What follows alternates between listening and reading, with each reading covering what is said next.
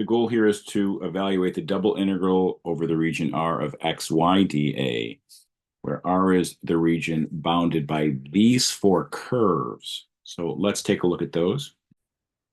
So we have xy equals 1 here, xy equals 5 here, y equals x squared here, and y equals 4x squared there. So we have the function f of x, y equals xy. Above that, we want to find the volume over this region under that curve, f of x, y equals xy. What will that be? And how do I determine it? Well, a change of variable will certainly be helpful here. So we're saying xy equals 1, xy equals 5. So let's let u equal xy, then u ranges from 1 to 5. That's pretty straightforward. The other one's a little trickier because what is that ranging from? What am I going to? And the key idea there is, yes, we have y equals x squared and y equals 4x squared. The idea is to divide both sides by x squared. So y divided by x squared is 1. And y divided by x squared is 4. So that will enable me to solve for v. So v equals y divided by x squared, and v ranges from 1 to 4.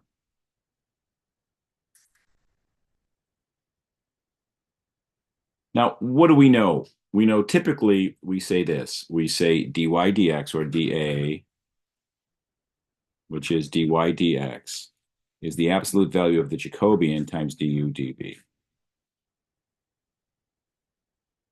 That's what we typically say. What makes this problem challenging is solving for x and y in terms of u and v is going to be difficult. Recall what the Jacobian is. The determinant of the partial of x with respect to u, partial of x with respect to v, partial of y with respect to u, partial of y with respect to v. So I would need to solve for x and y in terms of u and v. So isolate x using some sort of algebraic strategy to get there. Now, it's not impossible, but it makes it a little more challenging than I want it to be. So my strategy instead is going to say, if I start with du dv, and I go to dy dx, what's going to happen there? If I start with du dv and I want to go to dy dx, how is that going to work?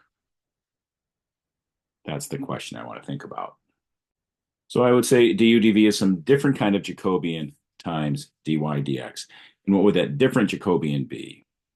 So can I switch the order this way and say du dv is some Jacobian times dy dx? How would that be different?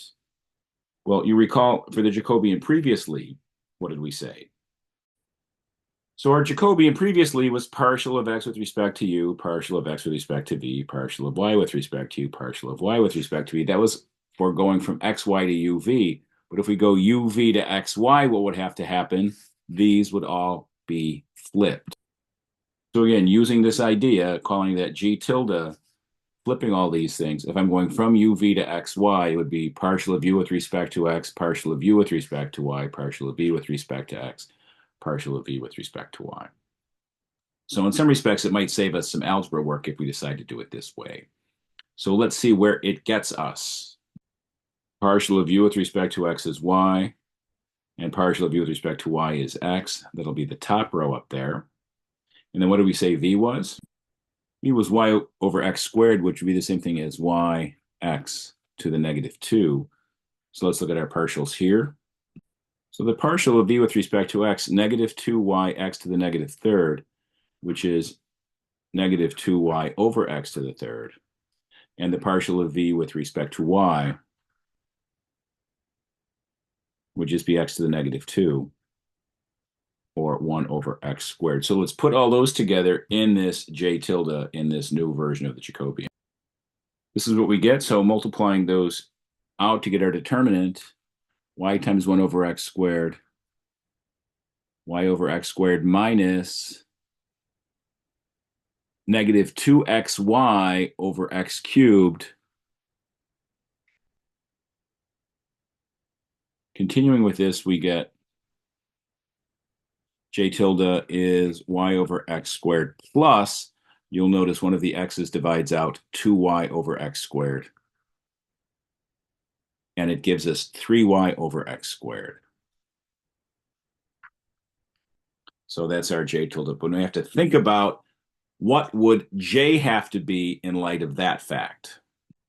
So this is our original idea that dy dx is the absolute value of the Jacobian times du dv. But we switched the order and we said du dv was the absolute value of j tilde dy dx. Well, if that's the case, then if we divide both sides by absolute value of j tilde, 1 over j tilde du dv would have to be equal to dy dx. So dy dx is 1 over j tilde du dv. Dy dx is j du dv, which reaches my very important conclusion, namely that the Jacobian is the reciprocal of this thing. And what did we say previously? That will be 1 over, our j tilde was 3y over x squared, which will give me x squared over 3y. So once I know my Jacobian, I'm ready to go ahead and evaluate the integral.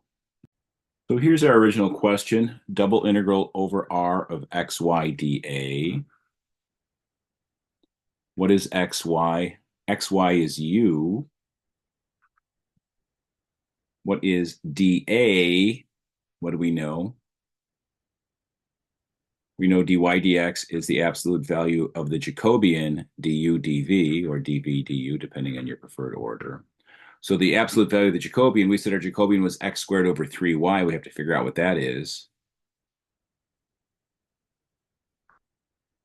And then we have du dv. Remember, I'm only allowed to have u's and v's in my answer. Now what are we going to say? If we're doing u on the inside, u ranges from 1 to 5.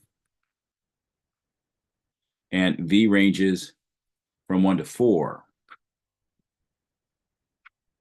So all we've got to do is figure out what x squared over y is. We can pull the 1/3 out in front if we like. So we could say 1/3 times the integral as v goes from 1 to 4. As u goes from 1 to 5 of u times x squared over y times du dv. Now, do you see what the next move is going to be? We have x squared over y here, and we said v was y over x squared. So x squared over y would simply be 1 over v. So where does that take us? Making the substitution, x squared over y becomes 1 over v, because v is y over x squared. And now we are ready to evaluate the integral, so let's go ahead and do that. So inner integral u goes from 1 to 5 of u times 1 over v du. As far as u is concerned, v is perceived as a constant. The antiderivative of u is u squared over 2. Plugging in those values, we get the inner integral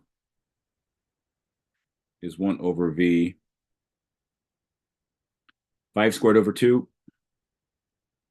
minus 1 squared over 2. 25 over 2 minus 1 over 2, 24 over 2, 12. And we get 12 over v.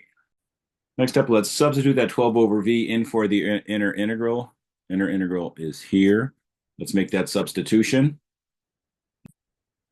1 over 3, inner integral, 12 over v. V goes from 1 to 4 dv. Let's pull the 12 out in front. So that gives me 12 over 3. Integral as v goes from 1 to 4 of 1 over v dv. Antiderivative of that, of course, is natural log absolute value of v. So we get 4 times natural log absolute value of v as v ranges from 1 to 4, which is 4 log 4 minus 4 log 1. But log 1 is just 0, so my answer after all that is 4 times the natural log of 4.